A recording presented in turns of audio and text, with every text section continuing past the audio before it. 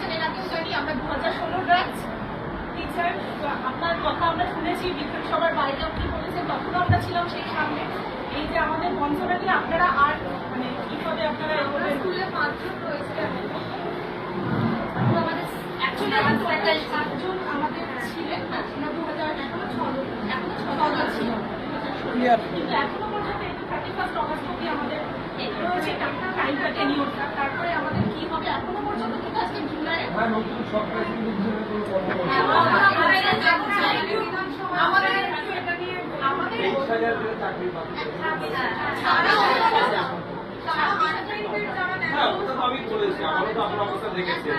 এবার এই যে আজকে 29 তারিখ জুলাই মাসের 31 অগস্ট অব্দি আমাদের টেনিওর আছে। আমরা আজকে দাঁড়িয়ে এখনো পর্যন্ত জানি না যে সামনের মাসে আমাদের কি হবে।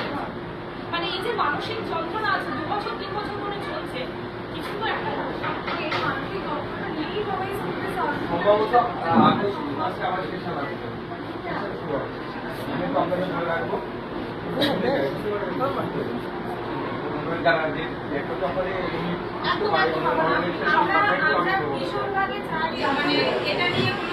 আপনি আপনারা যে সেশন শুরু হবে তখন বলবেন, আমি তাদের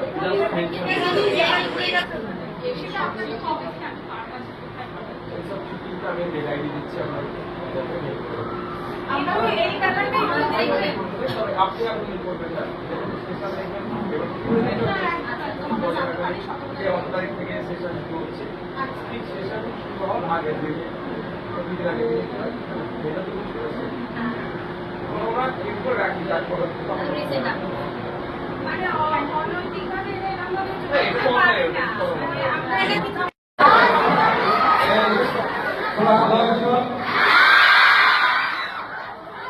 তোমাদের এখানে আমি প্রতিষ্ঠানে এসেছি, আমি কিছু কথা বলবো। তার আগে ম্যাডাম একটা দায়িত্ব ছিল দুটো কথা বলবো। আচ্ছা আমি কথা বলতে হবে না।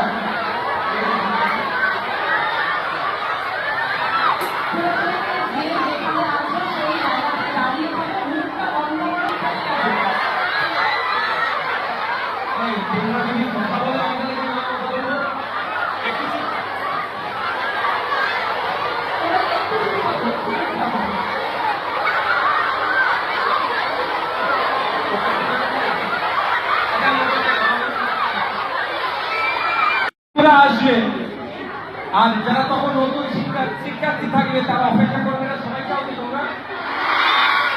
তাহলে এমন জীবন করতে হবে যে তোমরা আসবে স্কুলের প্রাক্তনী হিসাবে, তো তোমাদের জন্য ম্যাডাম থেকে শুরু করে যারা তখন থাকবে ছাত্রছাত্রীরা অপেক্ষা করবে। তার জন্য ক্লাসের যে পাঠ্যসূচি আছে সেই পড়ানোর যে ব্যবস্থা আছে সেটা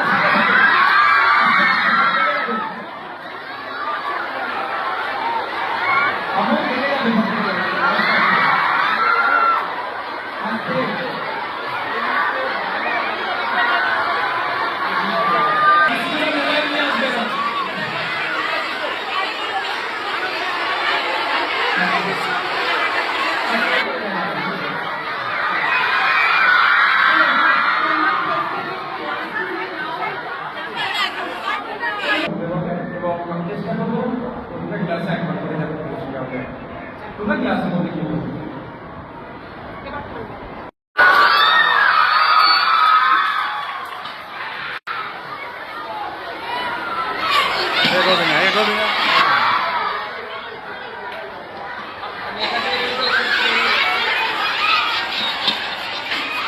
এটা কোন ক্লাস? প্রত্যেকটা রুমেতে সাউন্ড সিস্টেম আছে, আওয়াজ যাচ্ছে। আমি এখন ক্লাস 11-এ আছি। মানে যারা ভবিষ্যতের তারকা তোমরা আমাদের, কেউ হেলথ সেক্টরে, কেউ স্পোর্টসে, কেউ এডুকেশনে, কেউ এগ্রিকালচারে, সবাই তোমরা কিন্তু ভবিষ্যতের তারকা। তাই তোমাদেরকে সবাইকে বলছি যে শুধুমাত্র ভালো পড়াশোনা করলেই যে ভালো হয়ে যাবে এরকম ব্যাপার না, হয়তো রেজাল্ট ভালো হবে, কিন্তু শিষ্টাচার শৃঙ্খলা না থাকলে সমাজে কিন্তু সবার কাছে গ্রহণযোগ্যতা পাবে না।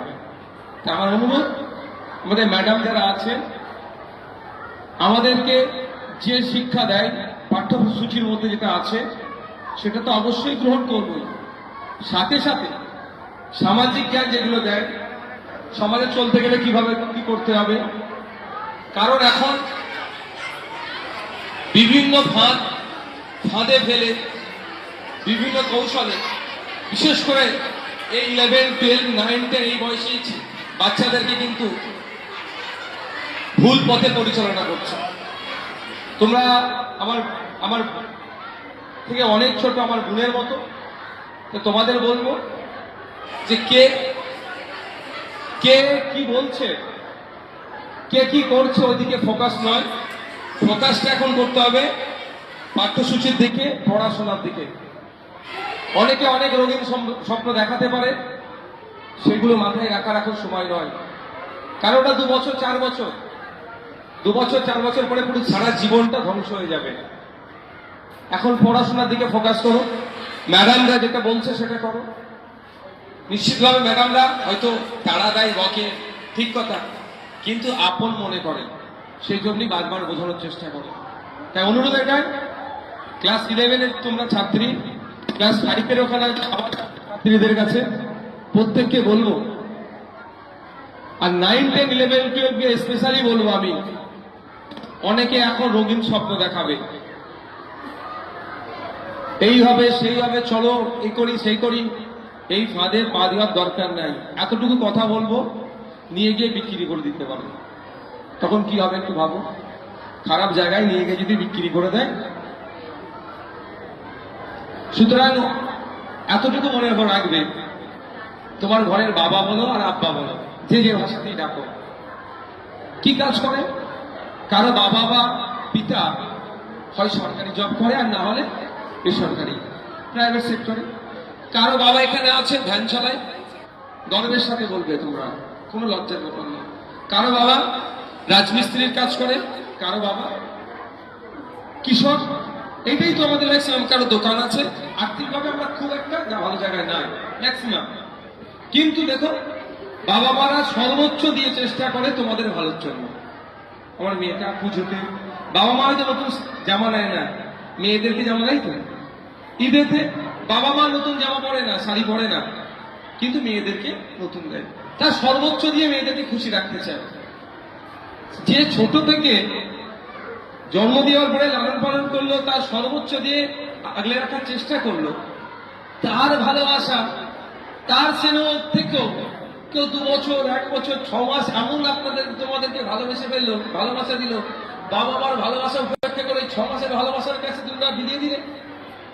একটু ভাবার চেষ্টা করো, তুমি আমার বোন, সেই জন্য বলছি, ভাবো যে বাবা মা বয়স কত, 11 মানে হচ্ছে 16 বছর, 16-17 বছর ধরে যে বাবা মা ভালোবাসা দিয়ে তোমাকে বড় করলো, তার ভালোবাসা, তার স্নেহ থেকে কি আছে 6 মাস 8 মাসের এমন ভালোবাসা দিল, 17 বছরের ভালোবাসা আমরা ভুলে গেলাম। এটা হতে পারে? এটা ভুল জায়গায় আমাদের, এটা ভুল। আর এখন পছন্দ অপছন্দ সময় নয়, কলেজে যেতে হবে, ইউনিভার্সিটি যেতে হবে। তারপরে দেখুন আমাদের বাড়ির মেয়ে ভূমিকা সিং, যে পাকিস্তানকে জবাব দিয়ে আসলে তো কর্নেল সুফিয়া কুরেশি হতে হবে, স্পোর্টসম্যান হতে হবে, জেট ফ্লাইট আপনারাই উড়াবে, আপনার যে Vande Bharat high speed train আপনারাই চালাবেন। ওগুলো বাদ দিয়ে আপনি যদি এখন ফ্যামিলি প্ল্যানিং এ চলে যান তো হবে কি করে? এই খারাপ ভাবে নিচ্ছ নাকি বলুন? এখন প্ল্যান আপনার, তোমাদেরকে ওটা করতে হবে যে ওই মেয়েটি জেট ফ্লাইট উড়িয়েছে, আমিও উড়াবো। যে ও পাইলট হয়েছে, আমিও পাইলট হব। এই দেখেন এখন। আর তার জন্য কি বাবা মা আছে, তার জন্য টিচাররা আছে, আর সর্বোপরি তোমাদের এই দাদা আছে, পড়াশোনার জন্য যে এখানে পড়বো সেখানে পড়বো সহযোগিতা লাগবে নিশ্চিন্তে ম্যাডামদের বলতে পারবে, আমি কথা দিয়ে দিলাম তোমাদেরকে আমি সহযোগিতা করব। কিন্তু অনুরোধ এটাই যে এখন অল্প বয়স, কেউ দেখাচ্ছে এই হয়ে যাবে সে হয়ে যাবে, এই ফাঁদে পা দিও না। আমি তোমাদের বলি তথ্য দেখবে, শুধু বারাইপুরের কথা বলছি, গত 2-3 বছরে 100-র অধিক মেয়ে নিখোঁজ হয়েছে। তারা কোথায়? দেখো কিভাবে নিখোঁজ হয়েছে। একটু তোমাদের থেকে বয়স যাদের বেশি, এই 26, 27, 28 বছর, তাদেরকে কাজের লোক দেখানো হয় যে ওখানে চলো, স্বাভাবিকভাবে আর্থিকভাবে দুর্বল, তাদেরকে ওখানে বলো চলো কি হবে কাজ দেব। সে বিশ্বাস করলো, ফোনে হয়তো পরিচয় হয়েছিল, তার স্ট্যাটাস অনেক দেখাচ্ছে, বিশাল স্ট্যাটাস, কার গাড়ি বাইক নিয়ে ঘুরছে, দেখলে হয়তো দেখা যাবে গ্যারেজে কাজ করে প্রত্যেকদিন নতুন নতুন বা গাড়ি নিয়ে আসছে, ভাবছো তুমি ওর গাড়ি, এটা হতে পারে। ও ভাবছো তোমরা হয়তো ওই 28-30 বছরের মেয়েগুলো, তারা হয়তো ভাবছে অন্তত কাজটা করলে আমার পরিবারকে বাঁচাতে পারবো, তাদের মনে কোনো পাপ নাই, ওই বিশ্বাস করে চলে গেল, নিয়ে গিয়ে কোথায় বিক্রি করে দিচ্ছে, কোথায় নিয়ে পড়ছে না পড়ছে। এখন পছন্দ হয়েছে মানে এখন তার জন্য 7 পাকে বাধা রাখতে হবে বা কবুল বলতে হবে, এখন তো ব্যাপার না। কি বলছি বুঝতে পেরেছো? এখন তো ব্যাপার না, এখন পড়াশোনা করতে হবে, প্রতিষ্ঠিত হতে হবে, আগামী দিনে আমি ব্যস্ত হয়ে যাবো যে আমি পড়াবো। আজকে আমাদের সম্মান কেন তারা প্রতিষ্ঠিত হয়েছিল বলে, তাই তোমাদেরকে বলবো আমি যে তোমরা এটা মাথায় রেখে চলো। এখন পরিস্থিতি ভয়ঙ্কর পরিস্থিতি, এত পরিমাণে তোমাদের বয়সী মেয়েরা পাচার হয়ে যাচ্ছে, তোমরা অবাক হয়ে যাবে। বা এমন জায়গায় নিয়ে গিয়ে ফেলবে, কাউকে দেখেও খুলে পাবে না, চোখের পানি পড়া ছাড়া কিছুই পাবে না, তোমরা কেউ দরকার থাকবে না। সেই সময় কথা ভাবো, পছন্দ হয়েছে বলে কারো বাইকে উঠে 4 চাকায় উঠে চলে যাবে না। এটা অনুরোধ করছি তোমাদেরকে, পছন্দ হয়েছে আমার বাড়িতে বাবাকে বলো পড়াশোনা করো তুমি, আমিও পড়াশোনা করছি, আমিও প্রতিষ্ঠিত হব, তুমিও প্রতিষ্ঠিত হবে, তারপরে ফ্যামিলি প্ল্যানিং হবে। তোমার বাইকে চড়ে যেতে হবে না, বাইকে চড়ে যাচ্ছ নাকি কিছু দিয়ে দিল, অজ্ঞান করে দিল, গাড়িতে তুলে দিয়ে বিক্রি করে দিল, তখন কোথায় যাবে বলো? বাবা মার কি হবে তখন? বাড়িতে আত্মীয় স্বজন আছে তাদের কি হবে? এগুলো একটু মাথায় রেখো বোনা, মানে আমার যে বোনেরা আছে। আর একটা কথা, মোবাইল এখন ক্লাসে নিয়ে আসবে না, পালন করেছে, নিয়ে আসবে না। মোবাইল থেকে যত দূরে থাকবে তত ভালো, পড়াশোনার জন্য তত ভালো। তোমার মোবাইলে আসক্তি ভালো না, এটা আমার কিন্তু বেশি মোবাইলের দিকে আমাদের প্রবণতা বেড়ে যাচ্ছে, থেকে দূরে থাকবে, ক্লাসে নিয়ে আসবে না। আর ম্যাডাম বলছিলেন সার্ভাইকাল ক্যান্সারের ডিটেক্ট করার জন্য, তোদেরটা বলে আমি শেষ করে দেবো, আমি টিচার নয়, ম্যাডামরা দেবে জ্ঞান, আমি না। ভারতবর্ষে যত ক্যান্সার হয় ম্যাক্সিমাম মহিলাদের ক্যান্সার, বেশি ক্যান্সার রোগী হচ্ছে মহিলারা। 1 বছরে প্রায় 58,000 মানুষ মারা যায় ক্যান্সারে। এক্সাক্ট আমার তথ্যটা মনে পড়ছে, হয় 58 লাখ না 58,000 মানুষ মারা যায় ক্যান্সারে। সব থেকে বেশি ক্যান্সার কাদের হয়? মহিলাদের। কিন্তু এই ক্যান্সারটা কখন মহিলারা জানতে পারে? অ্যাডভান্স স্টেজে, মানে তখন আর কন্ট্রোল করা খুব মানে কঠিন ব্যাপার হয়ে ওঠে, শুধু অর্থ শেষ হয়ে যাবে। কিন্তু তার আগে স্ক্রিনিং করা যায়, 15 থেকে 49 মহিলাদের স্ক্রিনিং করা যায়, যে ক্যান্সার হওয়ার প্রবণতা আছে কি না নাই সেটাকে ডিটেক্ট করাও যায়।